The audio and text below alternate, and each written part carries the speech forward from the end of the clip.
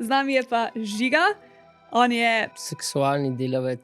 To je v bistvu ena redkih industrij, ker ženske več zaslužijo kot moški. Ženske ste tukaj najmočnejši spol, vi ste generator energij. Jaz skoraj vsaki 14 dni dobim mail, da bi nekdo bil porno igralec, zato ker pač on misli, da je zelo dober jebač. Moja praksa je, da sem veliko več ljudi odvrnil od marsičesa, kakor sem jih navačil. Big dicks niso vedno najboljša stvar. Zakaj snemate porno filme? Pornografija je škodljiva v napačnih rokah, ne? Koliko bi jaz dobila, če bi šla pornič posnet? Čisto odvisen, jaz vem, da bi ti delala fetiš scene in bi...